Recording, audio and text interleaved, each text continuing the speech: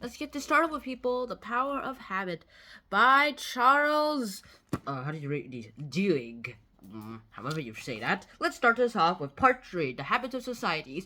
La la la la la la la la la la la la la la la. Now, cities, churches, and Montgomery bus boycotts. This one's a pretty big whooper and also pretty interesting too. Apparently, there's something related to a church and a boycott. However, the interesting thing about this is that this one and this one are both related to religious things. The only thing is, one is pretty loose on religion, the other is very religious and says, we must not fight our white brothers, we must not kill them, as Jesus said, love your enemies, and remind them that you love them so they will realize that they still love you, those kinds of things, and that's actually all pretty good and darn tooting good too. However, other things start coming in when we talk about this, and so there are things that can literally do like we've talked about free breeze on this channel. We've also talked about like a coca. We've talked about Hershey's Kisses, somewhat very mildly. We even talked about other things too. However, there are a bunch of things that we're going to have to talk about to go ahead and talk about in this Power of Habit. Now, habits itself are actually pretty good. When Martin Luther King Jr. went ahead and basically said, we must not kill our white brothers and those kind of things, and made every black person boycott the public city buses for 370 something days. And then again, black people literally made up 3/4 of the city buses riders, like passengers, so it took a pretty big significant toll in the bus companies. They went ahead and they started changing everything. Thurgood Marshall, later would be the Supreme Court judge, basically said all this was useless. All they had to do was wait for the court case, and then the Supreme Court would have ruled it all. All this waste of time for boycotting and everything, that was all a waste of time. Those kind of things started happening, and then people started realizing that, hey, you know what, let's just go ahead. You know what, this was all useless, and that's what Thurgood Marshall said. However, there is one thing he got wrong about. So the thing that he got wrong about was that this did nothing. The boycotts did nothing. The thing is, it did do something. It gave us a literal new habit, and because of this literal new habit of social activism and everything, it actually it changed how we literally lived our lives and how we acted them out, and how everything started coming out in our way. And that's also pretty darn good too. This new social skills that actually has been put into the Montgomery bus boycott movement also went into Saddleback Church, where there was this guy. Basically, he got a bunch of people to come in and ask them a few questions about why they didn't go to church. A lot of said, I don't like dressing up. Others said, I don't. All those sermons, they're pretty useless in my immediate life. And then others also said that, hey, it's just too long. It's too boring. And the others say, I just don't have time. I have to pick up my kids and everything. And so he literally decided to do everything. Of course, he couldn't do anything about changing times. So, however, he did change how people had to come in. He told them you could wear anything you want. You could even wear like a Hawaiian shirt and shorts if you want to, if you felt like it. Just come in. It doesn't matter. And then his sermons were also pretty good though, like how to control your stress, how to live a stressed life, and keep it under control, how to have a good family, those kind of sermons. And it also got good news too. He also were able to rent rooms where he himself actually taught it himself, and they were not boring. They were also pretty short compared to real church sermons. And all of that happened, and then literally everyone started doing things, and then like it started off with like a few members, then 50 members by half a year, and then at the end of the first year of this church being created, 200 members joined. Wow.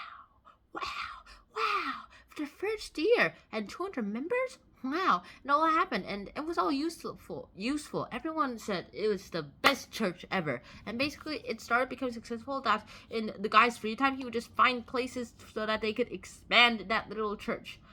Next up, we have to talk about the neurology of free will. This is a pretty big habit breaker too, and habits are really important in our lives. And as I've already mentioned in the first 3 episodes, the habits are so important that sometimes, even when our memories are gone, we can use habits to just survive. Like, remember that story of the old man I told you about, where this guy like lost a part of his brain that made new memories, but he could still create new habits that every time he figured out something, even though he forgot about it, he could just do the same answer, even though he did not know why he chose that answer. It was just a habit. That was all pretty darn good, tooting good too. And since then he kept thinking he was a 20-year-old. Ever since then he kept thinking he was a 20-year-old. His life was reset. He died and was reincarnated every few minutes, with his memory being deleted. It's like trying to delete new memories. It's like a computer, but you only delete the new ones. You're not allowed to delete the old ones. So you only have access to the old ones, and every time you create a new file, after every day you have to delete that file permanently, which is pretty bad. It's like a damaged CPU, except damaged CPUs make sure computers don't work at all, while damaged brains make bodies still work, but it's not as functional. Damaged CPUs, however, basically means either the computer is dead forever, or unless you replace the CPU, or it just doesn't function. It functions pretty bad. It's like CRAP. However, there are a few stories that I'm going to have to share with you about all this. In fact, some of these happens a few times. Let's start off Brian Thomas. Brian Thomas murdered his wife. He admitted it, and apparently this happened. He has a very big problem and a big habit of sleepwalking. Since he was a kid, he would wake up. His body would wake up while his mind was still asleep, and he would go out fixing. He was sometimes like go around the house and doing things. Sometimes he would just fix himself something to eat while he was literally sleeping in his mind. And sometimes he even walked out in the neighborhood with their neighbors saying, "Why is your kid in my lawn walking in the PJs and barefoot?" Well, and his parents actually had to explain that he has a very bad case of sleepwalking. Nobody actually thought it was a pretty big problem. So far he has never gone hurt. He hasn't endangered anyone else, and so far it's not dangerous at all as far as they conceived. And then later, though, the thing is, later he married and everything was a happy life. And then one day on a camping trip, he was all like, "Oh my goodness sake, I just gotta sleep." And he went to sleep, and then this happened.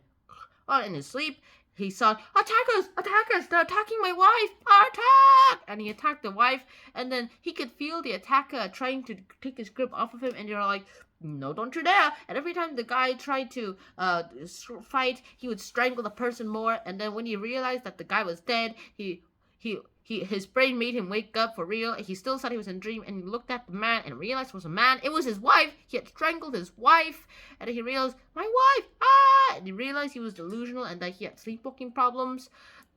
And now it has become serious, and everyone that was actually on his case, they were saying, "Hey, this guy is innocent. He has had a habit that he can control." However, with that same logic, there's this other story that I'm going to have to tell you, and this story is about a gambler. Now, let me explain to you about this gambler, Angie Bachman. Angie Bachman, basically a person who could go ahead and gambled a lot. In fact, one day she finally had the house to herself for a few hours, and she had no idea what to do. But she promised herself that if she did not go insane by 12 o'clock, she would go outside and do something fun. And then for the next 19 minutes, she was pondering what she should do, and she decided to go to the casino. She realized the casino was a good place to go ahead and literally go ahead and release her stress.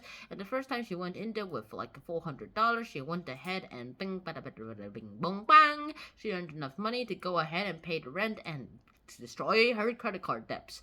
Yay! And then the next time she went in, she destroyed 2 months of rent debts. Yeah! She also gave some money to her kids. Yeah! And however, then later she started making this into a habit, and this habit became too strong that she started gambling every day, and she just couldn't stop gambling. She just went ahead from $400, and she started giving $10,000, and so on and so on. And the casino realized that this guy's a regular customer, and then she stopped coming for a few days, for like few months, and then when she came back for the casino because both her parents were dead and she needed relaxation, They realized that she was the regular customer that used to come a few months ago, and they decided to give her a bunch of coupons and free of charge rooms and concerts and everything. That all happened, and literally this was really, really, really important. She started doing things, and she started earning money, but then she also lost more money than she earned, and then she won, and then she was sunk into debt and more debt and more debt. She won, and one day it was so bad that she went ahead and realized that she was lying to herself. Her marriage was not happy as she thought it was when she thought it was happy when she and her husband wouldn't talk to each other for days at a time. Her kids made the same problems as she did. Get pregnant early. She got the guy, Angeli. I said, what was her name? Angie Bachman. Angie Bachman basically got married at 19 and got pregnant at 20, and other things started happening, and she realized that she squandered off all her inheritance money that her parents gave her, which was about $1 million. She basically did things that would embarrass her mom and dad. She also ruined her family's life, and now they were in debt more than ever. They could become homeless as she literally took the money that they took what supposed to like pay off the debts of the house, and she used that for gambling money, and then she didn't tell her husband at all. In fact, she tried to pay off the debts, but then it just made it worse because she tried to gamble to pay off the debts. So yeah, that's about it. However, she herself was convicted of all these charges, and she was sued by the casino. And she basically said, if this guy was able to get away with his murder, then why can't I get away with this? I was not in control, and they were exploiting that. You could have just registered your name so that they could have banned you on that. No, I wouldn't, because of these habits. Whatever. This habit is changeable. That habit was unchangeable, and it was uncertainty. But I was uncertain too. At first, I was always winning money, and I always did this rule, but then later, these guys exploited my interest and everything. So there's also ethics involved in habits too. And habits are a confusing thing. So, to be honest, what are your thoughts about these habits? In fact, is it actually fair for a murderer to get away with doing something while a gambler doesn't? I think not. But there are a bunch of other things too, but there's one thing you can start off by changing your habits. By thinking of your habits as water, a flowing space where you can go ahead and change how you work and how you live your life, and literally everything that controls every aspect of your life. Change one small thing at a time, and you'll get to your habit changing goal. And that's about it. So actually, I really hope you guys enjoyed this episode. I really hope you guys watch the other episodes, and I'll see you guys soon. Until next time, shout out, peace. Please, please, please, please wear a helmet, and bye-bye. Bye-bye. Time to go to sleep.